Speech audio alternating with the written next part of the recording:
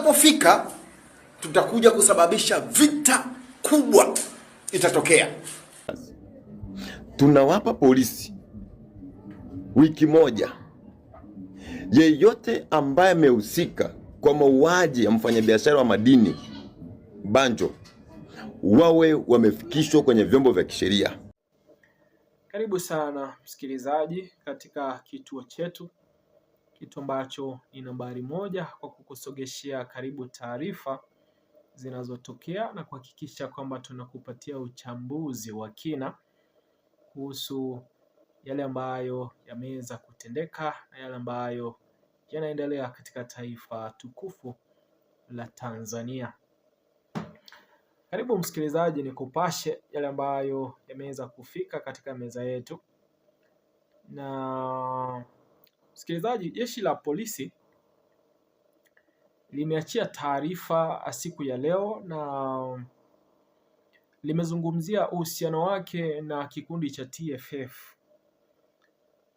Bila shaka msikilizaji, jeshi la polisi limeweza kutoa msimamo wake kuhusu taarifa zinazofika kwao kuhusu kundi hili la TFF ama Tanzania Freedom Fighters, ambao waliweza kusema kwamba watapigana na polisi ama kuchoma vituo vya polisi pale ambapo wanaweza kuona kwamba polisi hawatekelezi majukumu yao inavyokuwa imeratibiwa na katiba. Msikilizaji, moja kwa moja acha niweza kukupeleka kwenye taarifa hii ambayo imeweza kutolewa na kituo na jeshi la polisi kuhusu wana TFF.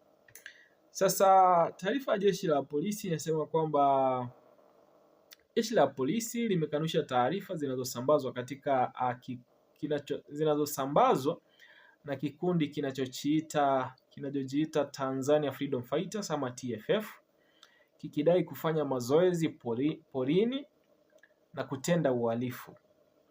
Polisi imebainisha madai hayo si ya kikweli na yanatolewa na watu waliopo nje ya mipaka ya nchi ambao wana lengo la kusababisha taharuki na kuchochea chuki miongoni mwa Watanzania. Taarifa hiyo ya polisi imeendelea kusema kwamba jeshi hilo limesisitiza kuwa linaendelea kuwafuatilia na kuwatia mbaroni watu wanaotumia mitandao ya kijamii kuhamasisha vurugu na uhalifu wa kijinai. Kisha akasema kwamba taarifa hii imeendelea kuhimiza wananchi kupuuza jumbe hizo na kuendelea na shughuli zao za kila siku, huku onyo kali ikitolewa kwa yeyote atakayejaribu kujiingiza kwenye vitendo vya uvunjivu wa amani. Msikilizaji, taarifa hii imetolewa siku ya leo, ama taarifa hii imetoka baada ya siku kadhaa ambazo tumeshuhudia kikundi hichi cha wana TFF wakiachilia taarifa zao mbadala na kuweza kutahadharisha polisi wa Tanzania kwamba ikiwa matukio yanayotokea nchini Tanzania yataendelea kubaki yalivyo na Watanzania wataendelea kukosa haki kupitia kwa jeshi la polisi kukosa kutimiza majukumu yao ipasavyo, basi kikosi hichi kilisema kwamba kitahakikisha kwamba wanashambulia jeshi la polisi, watachoma ofisi zao, lakini pia watahakikisha kwamba wanawachukulia hatua wale ambao hawajashiriki kikamilifu katika kuhakikisha kwamba majukumu yao yametekelezwa ipasavyo. Sasa tutakapofika tutakuja kusababisha vita kubwa itatokea. Msikilizaji, siku ya juzi kikosi hiki kiliweza kutoa taarifa yao ambayo ilitolewa na bwana mmoja ambaye alijitaja kwamba ni kiongozi wa wana TFF, na akasema kwamba TFF inawapatia polisi wiki moja kuchunguza, na kuwakamata wote waliohusika katika utekaji na mauaji ya mfanyabiashara wa madini ambaye alitokea mkoa wa Arusha kwa jina la Banjo. Sasa msikilizaji, nafikiria baada ya msururu wa taarifa nyingi kutoka kwa kikosi hichi cha wana TFF, basi jeshi la polisi siku ya leo limechukua nafasi na kuweza kuwajibu, likiweza kuambia kwamba jeshi la polisi liko imara na linaendelea kuwatafuta wenye kikundi hichi cha wana TFF.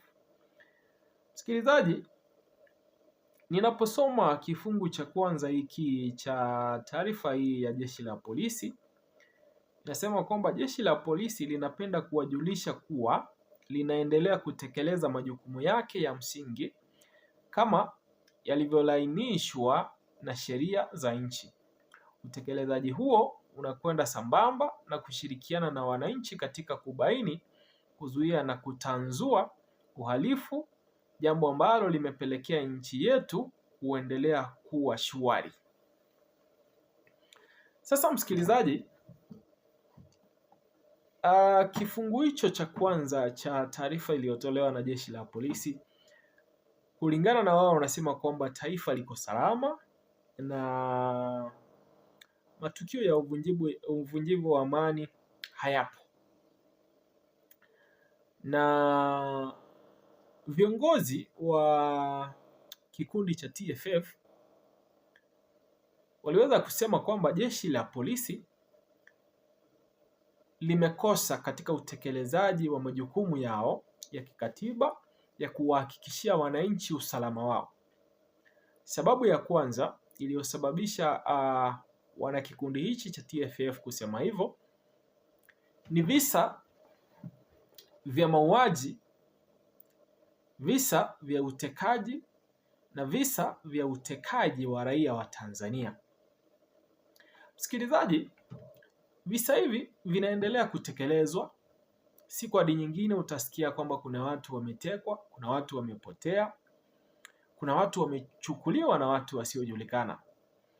Na bila shaka ni kazi ya jeshi la polisi kuhakikisha kwamba wanachunguza na kuwapata watu ambao wanawateka wananchi, kwa sababu kazi kubwa ya jeshi la polisi ni kuhakikisha kwamba wananchi wa Tanzania wapo salama na wanapatiwa ulinzi wa kutosha kuendelea na shughuli zao kila siku. Kinachokuwa tatizo ni kwamba jeshi la polisi linaendelea kusisitiza kwamba limeshikilia na wanaendelea kuwahakikishia Watanzania usalama wao, huku wenzao wakitekwa, wenzao wakipotezwa, wengine wakiuawa, na visa kama hivyo vinaendelea tu. Cha ajabu zaidi ni kwamba watekaji hawaishiagi kupatikana, na kesi hizo zinapelekwa kwa polisi. Polisi wanadai kwamba wanachunguza, kisha majibu hayatoki. Na ndio hili jeshi la polisi linalowahakikishia wananchi kwamba wanaweza kuendelea na shughuli zao za kila siku, ya kwamba wako salama na taifa liko sawa. Msikilizaji, taarifa hii ya jeshi la polisi kifungu cha pili imesoma kwamba pamoja na ushwari huo, yapo matukio machache ambayo yametokea na yameendelea kufanyiwa kazi, na baadhi ya watuhumiwa wameendelea kukamatwa na kuchukuliwa hatua za kufikishwa mahakamani, kama ambavyo makamanda wa polisi wa mikoa wamekuwa wakitoa taarifa kila mara kupitia kwa vyombo vya habari. Bila shaka msikilizaji, wapo wahalifu ambao wanakamatwa na jeshi la polisi, lakini sasa suala kubwa ni kwamba wapo wananchi ambao wanatekwa, wengine na jeshi la polisi, wengine na watu wasiojulikana ambao waishiagi kupatikana, ambalo pia uchunguzi wa polisi hauishiagi kutoka. Kwa mfano msikilizaji, mfanyabiashara huyu wa madini aliweza kuuawa Arusha. Polisi walisema kwamba waliweza kufikishiwa taarifa hiyo ya kutekwa ama kupotea kwa bwana huyo tarehe 13. Alipata kupokea taarifa ya kupotea kwa bwana yule, na ikaendelea kama zaidi ya siku 5 zilizopita, ati pia wakapata taarifa ya kuuawa kwake na kutupwa sehemu. Kisha wakasema kwamba wameipokea taarifa hiyo na wanaendelea kufanya uchunguzi. Bila shaka msikilizaji, hamna taarifa ama ripoti yoyote ya uchunguzi ambao polisi wameweza kuipeana, na baadhi ya viongozi wa serikali ama wachache katika jeshi la polisi wameweza kutajwa kuhusishwa na matukio ya siku hiyo, lakini jeshi la polisi halina taarifa na halina chochote cha kueleza wananchi kuhusu utekaji na utesaji pia na mauaji yaliyotokea siku hiyo. Msikilizaji, je, unahisi kwamba kikundi cha TFF kipo salama kuendelea na shughuli zao za kuhakikisha kwamba polisi wanafanya kazi zao, ama unahisi kwamba polisi wako salama na wapatiwe nafasi ya kuweza kushughulika kuhakikisha kwamba taifa lipo salama na visa hivi vya utekaji vinaweza kupotea?